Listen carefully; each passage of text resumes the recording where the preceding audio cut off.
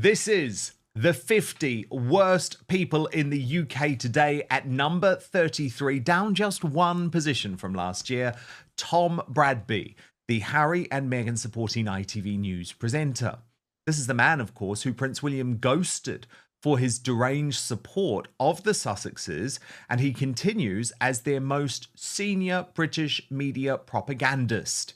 To the eternal shame of those managing woke ITV News, Bradby has also moved the apparently impartial bulletin to the left with constant editorialising, especially against Donald Trump. So, Alex Phillips, let's kick off with the royal connection here, because I have a real issue with this. Effectively, Prince William decided, quite rightly in my opinion, that Bradby could no longer be trusted as a friend, given he had so blatantly sided with Harry and Meghan over Megxit. And let's be honest, I think history will judge that to be the wrong decision. I think we all know now that the warnings that William and King Charles and the late Queen Elizabeth II were providing were based on actual experience with Meghan Markle, which has proven to be true. But because William decided to ghost Tom Bradby, and William is a tough guy, you know, when he decides you're out, you're out. And Bradby was out because William felt so betrayed.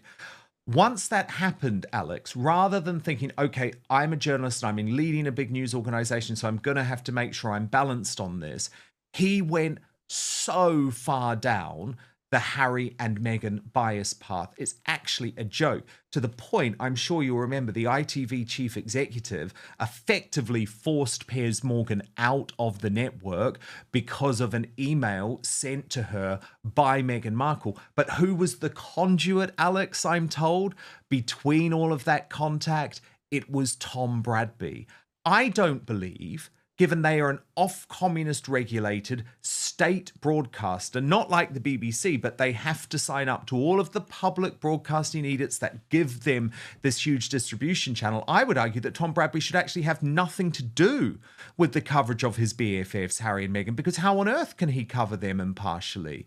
But instead, remember, he did that interview with Prince Harry about Spare, when Harry literally came on television and said, oh, no, we never said that there was a racist within the royal family. And any journalist, Alex Phillips, would have said, you literally said that. And Tom Bradby just sort of nodded along. According to Dan Wootton and guest Alex Phillips, Prince William ghosted longtime friend and ITV presenter Tom Bradby after Bradby openly sided with Harry and Meghan during the Megxit drama. Now keep in mind, this isn't just some distant media connection. Bradby was trusted. He interviewed William and Kate for their engagement announcement, the only time the future king and queen ever opened up about their romance on camera. That's career-defining stuff. And how did Bradby repay that trust? By becoming Harry and Meghan's media mouthpiece. Well, again, it comes down to the left wing getting away with things, because the words coming out of Harry and Meghan's mouth were she's been victimised because she's black. It has to be true. It can't be false. It has to be true. Treated with kid gloves. It has to be believed in first utterance. They have to be venerated for their courage in saying it. If Prince Harry had turned around and said something completely different, then there'd have been all hell break loose, a load of nonsense thrown at them. Do you remember when Prince Harry sort of, dressed up in a Nazi uniform? But as long as what you're saying is racism is real and dangerous and I'm here to fight it, and you can roll that out to any ism that you like, as long as you're an ismiter and a huge champion of the isms, you'll just be taken at face value and lauded for your courage. And so, Bradby knows which way the wind blows. He's made this special relationship with that couple, giving him unique access. They are clickbait, they do attract a big audience, and he can deliver getting those interviews. And so they want him to stay in the loop. They want him to be part of the team so they can get that special access to a couple who, quite frankly, should be ignored. I mean, what are they doing? They're not working royals, so they don't have any status or, they don't have any privilege. They don't speak on behalf of a country. They're not members of the royal family anymore. They're just two has-beens knocking about in a big mansion in California, desperately trying to grift and make money from, talking about woke topics. They shouldn't really be given the time of day after the things they've said, which have been proven to be utterly false. And yet, they are still venerated by some sections, even though they're broadly very dispopular now, because they're seen to be the people, pushing back because they're the progressive leftists. And like I said, Bradby has discovered that he's one of the few remaining people who will be granted access to them. And so he has to go along and, dance to their tune. It's sort of like celebrity journalism, isn't it? I remember when it was like, you'll only get an interview with Taylor Swift if you're lovely about her every single day of the year. But I would argue, Alex, this is quite different given that Tom Bradby isn't even a royal editor. He is effectively the editor-in-chief of ITV News. He sits at that table every night and editorializes quite blatantly, actually, which again, he is allowed to get away with because he's on the left. For example, we've seen all of his negativity about Donald Trump over the past few years. And I just feel like he should have to be honest about the very, very close friendship he has with Prince Harry and Meghan when he is covering stories connected to them. And the problem is you see it through the whole organization because, trust me, Tom Bradby has a lot of power at ITV. I can tell you he was instrumental in my decision to end up leaving ITV. Some folk might remember I actually spent 10 years. It's crazy to think about it now, given how woke they've become. But I spent 10 years on the ITV breakfast sofa, working specifically on the Lorraine Kelly show, where I would cover the royal family. And my coverage of Harry and Meghan was just honest, right? It actually wasn't particularly negative. I just reported the truth of what was going on, because this is all of the time, Alex, of the wedding and then the fallout, right? But because Piers Morgan was on Good Morning Britain and Tom Bradby couldn't stand it, he couldn't stand the fact that Piers Morgan was calling out their negativity, he then tried to silence me. And so I guess what I'm saying is that you've got a very powerful guy who throws his weight around at ITV. And I just wish that he was forced to be honest, because I don't think he does an honest job reporting on them. Bradby didn't just show sympathy for the Sussexes. He actively shaped the narrative. From the ITV interview where Harry tried to backtrack on the Oprah racism bombshell to promoting Spare, without questioning anything, Bradby acted more like a PR rep than a journalist. Dan even alleges Bradby may have played a role in passing Meghan's email to ITV bosses during the Piers Morgan fallout. If true, that's not just bias, it's interference. It's media manipulation wrapped in royal betrayal. Alex Phillips breaks it down perfectly. Left-wing journalists like Bradby are shielded from criticism because they push the right narrative. They're the champions of the isms: racism, sexism, progressivism, and therefore they're immune to scrutiny. Meghan and Harry know this. That's why they chose Bradby. He's safe. He'll nod along. Right, yeah. I mean, it does seem that he is incredibly compromised. But like I said, these people, left-wingism is built upon bullying, really. It's built upon a keeping up with the Joneses. It's built upon this idea that they can intimidate and shut down other people. And they want to keep their own secure, cozy positions of prominence and their big salaries and have people lord over them and venerate them by adopting all of these false narratives, by going along with the trendy issues of the day. And it's funny, isn't it, when it comes to Harry and Meghan, it's not about whether you like them as a couple or dislike them as a couple. It depends what side of that divide you come down on, whether you come down on sort of common sense, honesty, integrity, patriotism, and all of those things, or whether you want to be part of the nasty woke brigade who want to bully, who want to divide, who want to paint themselves as victims, and who want to manipulate. Indeed. I also do just have to say, though, Alex, it was bad form on his part. Wherever you stand on this issue, William gave Bradby the scoop of his life. Do you remember? It was the engagement interview, the only time him and Catherine, the Princess of Wales, have ever spoken about their love story, and they went into quite a lot of detail about it, actually, was that engagement interview, which was granted to Tom Bradby, gave Bradby quite a lot of his international success and fame. And so I guess what I'm saying is I understand why William felt, put the personal aside, he also felt a professional betrayal too, Alex. Yeah, indeed. And, I hear this a lot from people who are on the royal beat who go and do coverage of the royal family. And it is a very sort of tight-knit circle. Everyone knows everyone. It's a privileged little club who have access to the royals. And personal relationships and personal friendships are built. And my understanding is Bradby knew those princes from a very, very young age. And so when the two princes fell out and Bradby very much took the side of Harry, that would have felt a bit like almost in a divorce. It would have felt like someone picking sides very personally, I'm sure. Yeah, it did. And I think it's really important that you raise what Harry has railed against, by the way. It's called the Royal Rotor. And I actually despise the way the Royal Rotor operates. I don't think it gives proper royal reporting. It was something that when I launched Outspoken, I was very, very clear on. I will deliver the sorts of exclusives that the Royal Rotor won't, because the problem is, Alex, they become so close to the courtiers and they are so reliant on that access to royal events for their reporting that what it means is that very often they are not reporting the truth. And I'm a big monarchist, right? I'm a big royalist. I still believe that stories that are in the public interest connected to the royal family should be covered. And very often you see the Royal Rotor covering them up. And do you remember the whole phone hacking scandal was only ever blown out into the open because Tom Bradby was lending Prince William and Prince Harry ITN's editing equipment. That phone call was hacked by Glenn Mulcair, the then royal editor of the News of the World, and it was published. Now, of course, it was very much in the public interest that the phone hacking story came into the public domain. I would argue, Alex, that it is highly questionable as to whether Tom Bradby should have been lending ITN's editing equipment to two princes who he claimed he was meant to be impartially covering. Do you see the point that I'm making?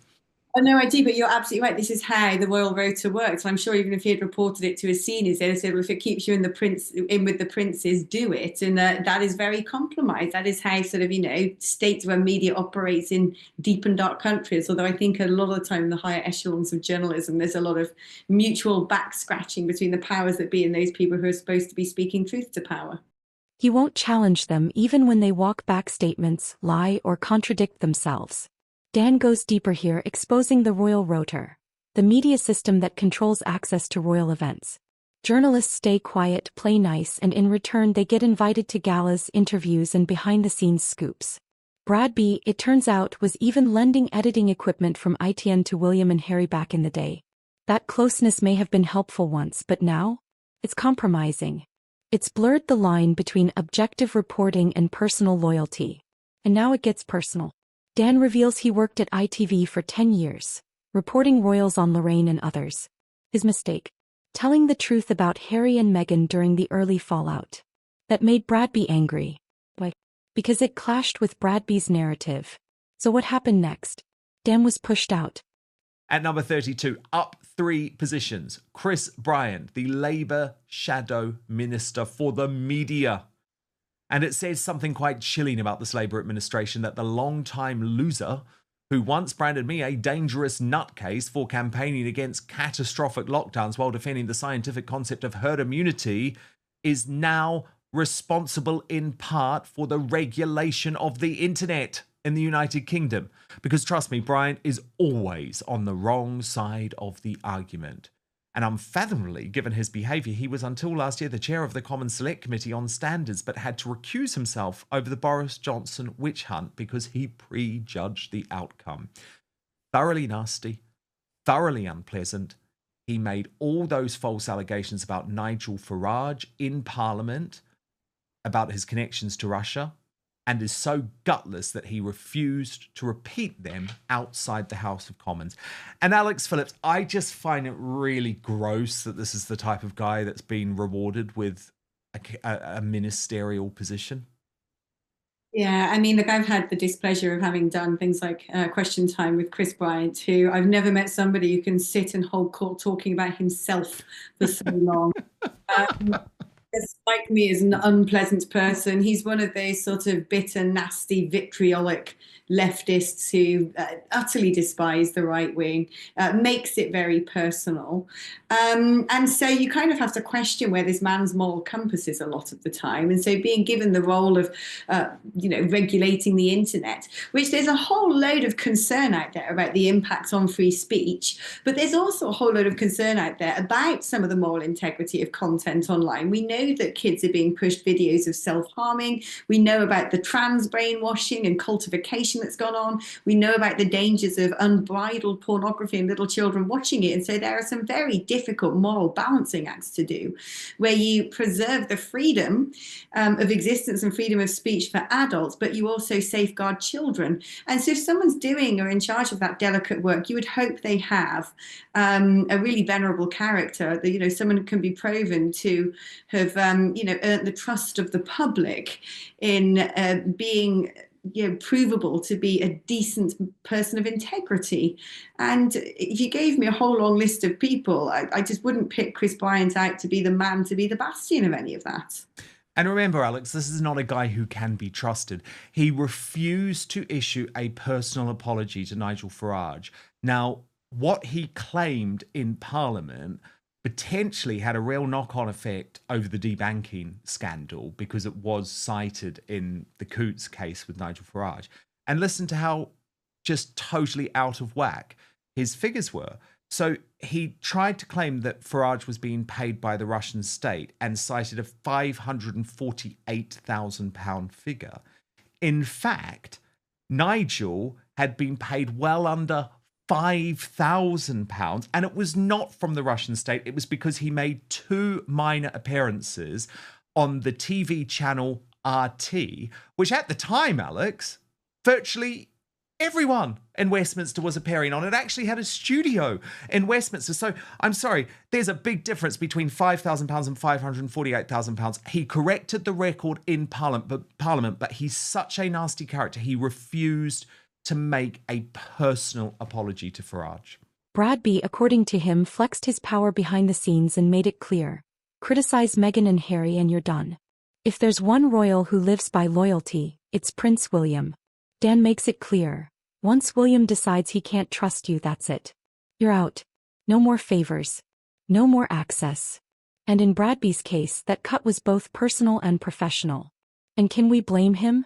When you gift someone the scoop of a lifetime and they repay you by amplifying lies, undermining your family, and cozying up to your estranged brother. That's not journalism. That's treachery with a teleprompter.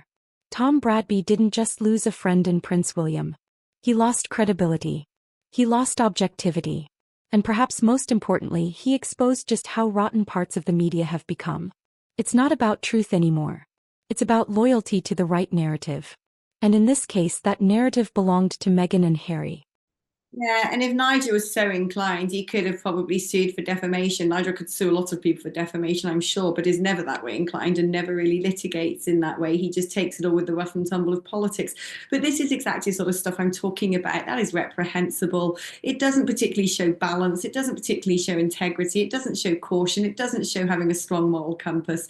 And when it comes to things like monitoring the internet, regulating media, that is exactly what we need in the 21st century, when there are so many difficult things to grapple with, so many complex equilibriums as we move into, through the digital revolution, into unknown territory. And Chris Bryant shouldn't really be anywhere near it. No, indeed. At number 31, a new entry for Iqbal Muhammad, the pro-Palestine MP. Part of Jeremy Corbyn's independent alliance of sectarians, Muhammad found fame as the bloke who defended first cousin marriage in the House of Commons. Alex Phillips, a disturbing sign of what's coming, of what's ahead in British politics? Sign of what's already here, and how gutless the Labour Party have been to do anything about any of it. And now they're pushing forward with legislation for Islamophobia. When this man stood up and essentially tried to defend incest in Parliament, we know that first cousin marriage, not only does it make our skin crawl and make us feel really creeped out, we also know that it comes with debilitating birth defects for the offsprings of those marriages. Very often it also comes involved with forced marriages as well. And so it should be something that is very clearly reprehensible. And yet this man, there he is, went out, won an election seat because of the Muslim vote. I always wonder how much of that Muslim vote is honest, how much is sort of messed with, let's say, meddled with, and uses sort of subcontinental practices in order to succeed. But we're just going to see a lot more of this in the next election, I'm afraid. And the Labour Party now want to introduce Islamophobia. And so what other topics which are clearly morally reprehensible in a Judeo-Christian country are going to be spoken about in Parliament as if they should be normalised, and as if trying to prevent them is some form of racial or religious hatred? I mean, it's deeply, deeply worrying. I think these people need to be scrutinised far more than they have been. The media have just had a hands-off approach. The media run around talking about the 4 Reform UK MPs as if this is sort of fascism of our time, the most dangerous thing that's ever happened in politics. I don't hear any of them looking into these pro-Gaza MPs, looking at their funding, looking at their belief systems, and actually asking very serious questions of what sort of threat they pose to our democracy. Indeed. Very, very good point. Oh, Alex Phillips, what a countdown it has been. Let's just run through that list so far. Number 40, Ed Balls. Number 39, Ava Santina. Number 38, Jonathan Reynolds. Number 37, Sangeeta Miska. Number 36, Lewis Goodall. 35, Ash Sarkar. 34, Donica McCarthy. 33, Tom Bradby. 32, Chris Bryant. And 31, Iqbal Muhammad. Alex Phillips, so great to have you, and we'll be back to business as usual next week. Prince William drew a line in the sand. The question is, will the rest of the press finally do the same? If this breakdown hit hard, drop a like, smash that subscribe button, and leave your thoughts below. Was William right to ghost Bradby? Is the British media still trustworthy when it comes to royal reporting? Let's talk about it.